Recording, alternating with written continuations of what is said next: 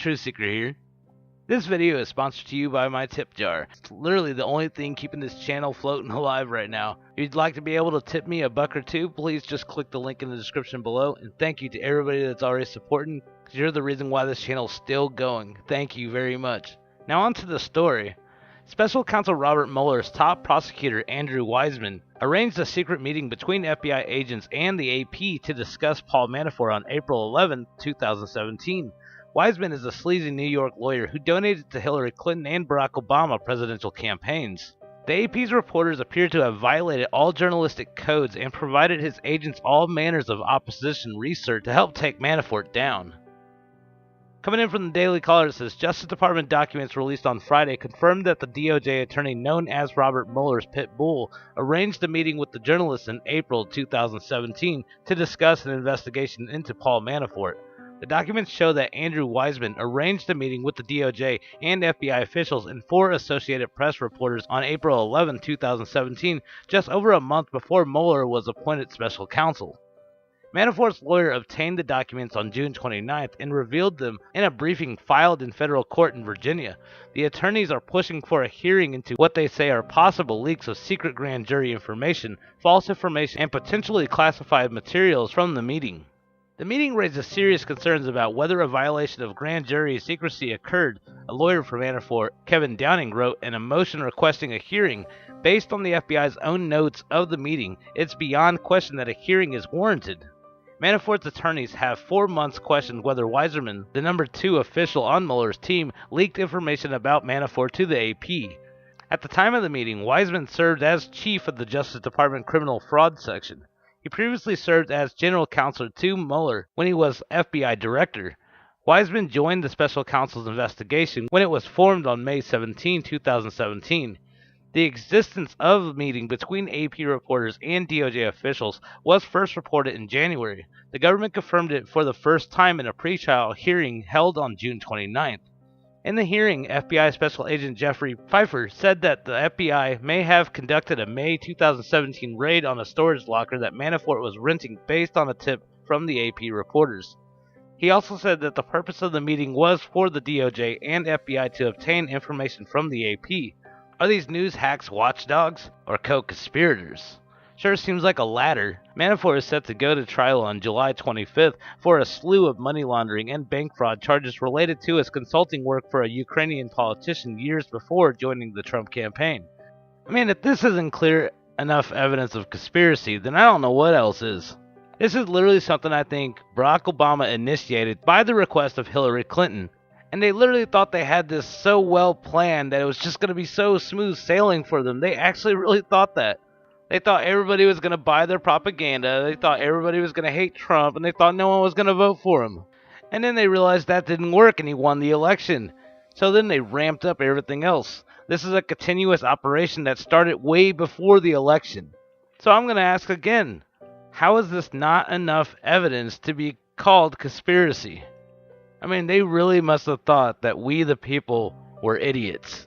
Tonight, evidence of rampant bias among special counsel Robert Mueller's team now emerging. We have been following this. We have new information tonight. Sarah Carter reporting Andrew Weissmann met with the Associated Press and journalists. He did it last April to talk about the AP's investigation into Paul Manafort. The very next day, the Associated Press published a major story about Paul Manafort. Thank you, Andrew Weissmann, regarding alleged money laundering. Now, sources have told Sarah Carter that in that meeting, the AP reporters, they promised to share documents and information about Manafort with the Department of Justice. By the way, a lot more media collusion that we will be having in coming days. The AP, of course, denying that part of the story. Here's what should be concerning to every American tonight. During the meeting with reporters, Andrew Weissmann, the number 1 guy appointed by Robert Mueller, the head of the Justice Department's fraud division, and he then later, not long after, joined Mueller's investigation to look into Paul Manafort the next month. And according to Sarah Carter's reporting, Weissmann told his superiors about the conversation with the AP, and during that time, he wasn't working on the Manafort case and did not have access to any documents related to it. Here's the thing. Weissmann was discussing Paul Manafort with those reporters and then joined Mueller's team where he's leading the case against Manafort. Now, he was prejudging the case, prejudiced. There's a massive conflict of interest. We obviously see what's going on here. And then there's Weissmann's disturbing history on top of it. Everyone connected to Mueller's witch hunt should be fired and investigated immediately. It's all just a giant witch hunt, and we've been saying this ever since it started. I mean, literally, all this has been one big giant circus. I can't believe how long this investigation is actually going. How come Hillary's didn't last this long? Why did they rush hers and try to close it before the election? They tried to do hers in just a few months. But now they've been running the stupid Trump-Russia investigation ever since the election. And now evidence is showing that they started it way before the election even started. Which is just more and more proof of a two-tier justice system. Speaking of the goat that got away with it so far, they were just spotted actually flying commercial. Tough times, maybe?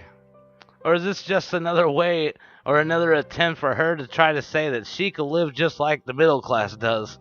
Their security's not even anywhere in sight. I mean, they're literally crammed in there with the rest of the people on commercial. And Hillary's just sitting there trying to pretend like nothing's going on. You know she's sitting there mad as hell at every single person in there that's looking at her right now. And Bill's probably on one of the most strongest pills out there in the world to make him totally docile and not care about where he is right now. At least they're not on board the Lolita Express again. But I just wanted to point this out. But also in the news, Nancy Pelosi states that she wants to avenge President Obama in the Supreme Court fight. House Minority Leader Nancy Pelosi sent out a dramatic no-holds-barred fundraising email on Monday saying she is determined to avenge President Obama if it's the last thing I do. Hopefully it is the last thing she does. Pelosi, 78, is one of the several top Democrats, including Senator Bob Casey and Senate Minority Leader Chuck Schumer, who already have announced they oppose Trump's pick without knowing whom the president has selected. Schumer has said the Senate should not consider any Supreme Court nominees during an election year. Meanwhile, Fox News has learned that several red state Democrats, including 3 who voted to confirm Neil Gorsuch last year, were not going to be attending the primetime rollout of the Supreme Court nominee in the White House. But speaking of the Supreme Court nominee, Trump has selected Brett Kavanaugh to be our next Supreme Court Justice, replacing retired Supreme Court Justice Anthony Kennedy. Shortly after making his announcements, Kavanaugh came out and joined Trump and gave a short speech on being nominated to the nation's highest court.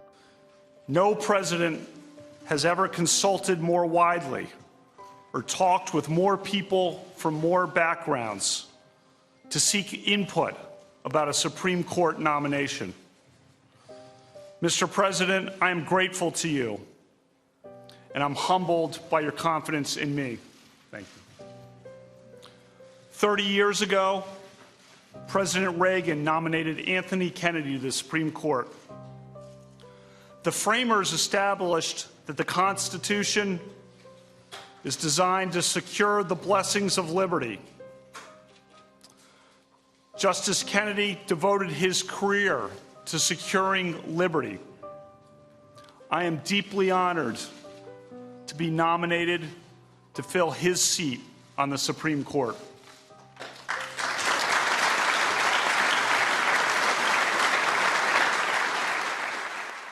And right after this, the liberals literally completely lost it, just like they do any other time they don't get their way. But this time, they freaked out on a Fox News reporter, harassed, threatened, and forced him to leave the Supreme Court. The court was the location of a large progressive protest targeting Trump's replacement pick for the Supreme Court. Bream, a longtime Fox personality and reporter, said she felt threatened in front of the court Monday night. After Trump made his pick, the left-wing activists went into a fever pitch of chanting against Trump and Kavanaugh. Some protesters approached Bream and called her a blonde bimbo, according to first-hand accounts. Bream eventually was forced to return to the Fox News studio for her own safety. She tweeted very few times, "I felt threatened while out in the field. The mood here tonight is very volatile." Law enforcement appears to be closing down First Street in front of Scottus. Another reporter was on the site at the Supreme Court after Bream had departed, still noticed the Fox News film crew being verbally harassed by the protesters left on site as they broke down the set. When reached, Bream declined to comment on the matter. I mean, literally, these liberal lunatics were actually ready to have a protest/riot right after the pick, and they didn't know who he was going to pick yet. They literally already had this all planned out. It didn't matter who he was going to pick. They were still going to do this to begin with. Crazy how that works, isn't it? There doesn't have to be a motive to set these people off. These people are just wanting to do it to begin with. When is this going to no longer be considered protesting? This isn't protesting anymore if you don't have an actual real reason or cause to actually be doing this. All you're doing is harassing people. I mean, we all know the legit reason why they're out there, and that's because they're all brainwashed to hate Donald Trump and anything that's a part of him. So it doesn't matter if it's something good, something bad, none of that matters. It's just if it's a part of Donald Trump, it has to go. That's their only agenda. And should be 100% clear to anybody that they won't work with you, no matter how hard you try, so stop trying to please them. All that's doing is enabling and encouraging them to keep continuing on, so just stop feeding into it completely. If people want to be idiots, then treat them like idiots. If people want to be decent human beings, then you'll treat them like a decent human being, and that's pretty much how it goes. Because obviously the brainwashed sheeple don't want to be people. They'd rather be a part of the puppet show, instead of actually wanting to achieve to make this country better. They're just wanting to make it worse and trying to slow down anybody else that tries or attempts to make it great again. But what do you guys think about all this? Definitely leave your thoughts in the comments below. Thank you for watching, and I'll see you guys in the next video. Peace!